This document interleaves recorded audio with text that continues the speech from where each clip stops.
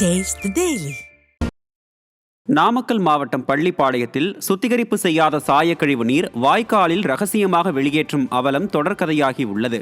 இரவு நேரத்தில் கழிவு நீரை சுத்திகரிக்காமல் ரகசியமாக சாயப்பட்டறை ஆலைகள் பாசனத்துக்கு செல்லும் வாய்க்காலில் வெளியேற்றுகின்றனர். பள்ளிப்பாளையம் காவிரி ஆற்றுக்கு பல்வேறு நிலைகளை கடந்து வரும் கழிவு நீரால் அலர்ஜி, கேன்சர் மற்றும் கண் எரிச்சல் போன்ற உபாதைகள் பொதுமக்களுக்கு ஏற்படும் நிலை உள்ளது. மாசு கட்டுப்பாட்டு வாரிய அதிகாரிகள், வருவாய் கோட்டாட்சியர் உள்பட பலரிடம் இது குறித்து புகார் தெரிவித்தும் சாயப்பட்டறை உரிமையாளர்கள் சிலர் கழிவு நீரை சுத்திகரிக்காமல் வெளியேற்றுவது பொதுமக்களை வேதனையடைய வைத்துள்ளது. எனவே ஸ்டாலின் அரசு சாயப்பட்டறை உரிமையாளர்கள் மீது கடும் நடவடிக்கை எடுக்க வேண்டும் என பலரும் கோரிக்கை வைத்துள்ளனர். விடியா திமுக அரசு முறையாக விழிப்புணர்வு செய்யாததால் தருமபுரியில் நடைபெற்ற நெடுந்தூர ஓட்ட போட்டியில் குறைந்த அளவே மாணவர்கள் கலந்து கொண்டனர். தமிழக இளைஞர் நலன் மற்றும் விளையாட்டு மேம்பாட்டுத்துறை சார்பில் பொதுமக்களிடையே உடற்தகுதி கலாச்சாரத்தை புகுத்தும் வகையில் அறிஞர் அண்ணா நெடுந்தூர ஓட்ட போட்டி ஆண்டுதோறும் அனைத்து மாவட்டங்களிலும் நடத்தப்படும் என அறிவிக்கப்பட்டிருந்தது.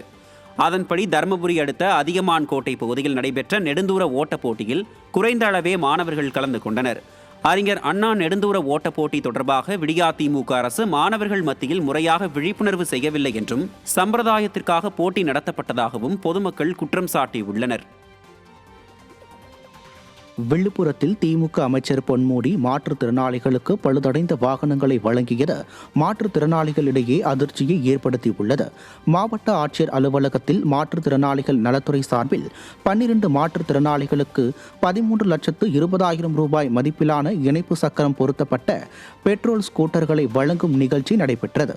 இதற்காக வரவழைக்கப்பட்ட மாற்றுத்திறனாளிகள் பொன்முடியின் வருகைக்காக உணவு தண்ணீர் இல்லாமல் 3 மணி நேரத்திற்கும் மேலாக காக்க வைக்கப்பட்டதால் அவதியடைந்தனர். பின்னர் வந்த பொன்முடி பெட்ரோல் நிரப்பாத பழுதடைந்த வாகனங்களை வழங்கியதால் அவற்றை இயக்க முடியாமல் கடும் அவதியடைந்தனர். சில மாற்றுத்திறனாளிகள் வாகனங்களை அங்கேயே நிறுத்திவிட்டு சென்றனர். ஸ்டாலின் ஆட்சியில் ஏழை எளிய மக்கள், மாற்றுத்திறனாளிகள், விவசாயிகள் உள்ளிட்டோருக்கான திட்டங்களை பெயரளவுக்கு செயல்படுத்துவதாக குற்றம் சாட்டினர்.